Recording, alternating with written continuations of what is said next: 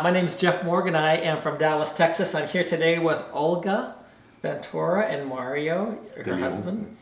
And I just want to, you guys have been tremendous, and I want to thank you for everything that you've done, and it's been a pleasure to meet you all. But I want to continue on. I started a series with a couple of people regarding veterans and how they're being abused in the family courts. And you're in Rockwall, Texas. I used to live in Rockwall. These courts are abusive. This is the reason, in part, one of the main reasons that I got involved with this, because in Rockwall County, our family courts are absolutely wretched. And the stuff that they've done, the injustices that they get away with, is horrible. And Olga, you are a veteran. Yes, so hello, and I want to say thank you for giving us this opportunity, Jeff. Thank you for being there for many of the hearings that I've been through. My name is Olga Ventura. I'm a 26-year prior enlisted commissioned Navy Nurse Corps officer for the U.S. Navy. 26 years, that's a long time. Thank you. I'm also a civilian neonatal nurse and adult ICU nurse for the past 24 years. And I've had a 10-year battle in Rockwall, Texas with the 439th District Family Court with Judge David Rakow. And I believe that a lot of this stuff happened because you were deployed in Afghanistan. Is that correct? Yes, yes. Tell us about that. I was involuntarily mobilized as an individual augmentee in 2011. My husband at the time knew it was going to happen. During that time, under President Obama, there was a recall of troops. So my orders were cut short, but they didn't realize that they were cutting critical care billets, which as a combat trauma nurse, what probably wasn't the best decision. So I was sent back in theater as an individual augmentee.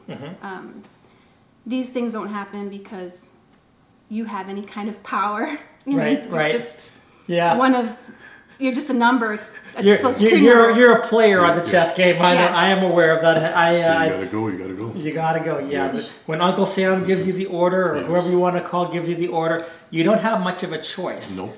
But unfortunately, in many instances, even though when you've signed up in the military and you basically have signed a contract that said, I will put my life on the line for this country, we often find that the country does not repay you with any with a gratitude, especially in our family courts. Yes. And that's what I really want to talk about as well. Because I do know that what you've said, you were forced deployment, and you would think that at the same time that in this situation that your country and these family courts and these judges such as David Rakow here in Rockwall, Texas, would give you some type of respect, and also the family law, the quote family law attorneys would give you some respect that you're due. They'll tell you, oh, thank you for your service on Veterans Day, but when it comes right down to it, they treat you like garbage. Even when those that I've hired to represent me are veterans themselves.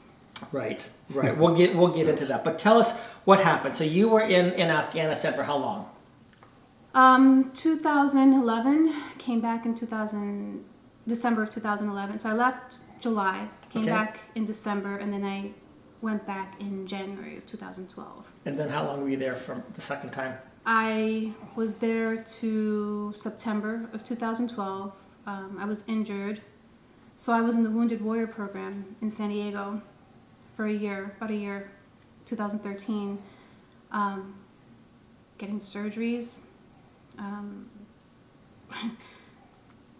just learning how to do daily functions again. Wow.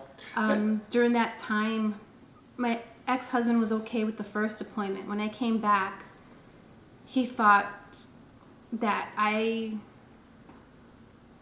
made things happen, that I had the power in the Navy to say I'm going back to the same exact billet position that I was in before. He had called CPS during those 6 weeks that I was back. had accused me of infidelity, saying that in the military, he saw, I think there was a show back then, Kandahar Hospital, Afghan hospitals on ABC or CBS, and I think he thought that was really what goes on. He really put you through the ringer with that one, correct? Yes, and then What did you have to do? I felt ambushed. We had been married for more than 10 years, and then I realized that he had been talking to women, kind of grooming women back in Mexico through Facebook. And he knew that after being married with me for 10 years, he would get half of everything here. Yeah, and was he even legal? Come to find out, no, he wasn't. He had a fake social security number, and we got married before 9/11. And so in Buffalo, New York, it was easy. And when they asked him, I remember when they asked him why he had a different social, he said it was because he was on a work visa, which was not true. Right. I mean, it was so easy back then for him to just... So basically, what I'm hearing you say right now, because as we get into the story, I want to ask you a little bit more about your military service in a moment, but what I basically hear you saying is that the family courts here in Rockwall, Texas, Judge David Rakow not only sided against a veteran, but he sided against a person who was an illegal, he sided with a person who was an illegal alien, who had been grooming people in Mexico to come back, and I believe, was it a former girlfriend or something? Yes, he married. Yeah. So we'll get back to that in a moment, but I do believe before you were in the Wounded Warrior program, you also were taking care of at least one very famous person. Is that correct? Yes. He had told me that I could use his name, and his name was Dan Crenshaw. Wow, Dan Crenshaw. He serves right now. I was on the trauma team when he came in Yeah. through Kandahar, MMU Roll 3 hospital, so NATO Roll 3. So you remember him? Do you think he'd remember you still? Back when we saw each other in San Diego, he thanked me and said that if I ever needed him or if I needed to tell the story that I was his nurse, to go ahead. I don't know.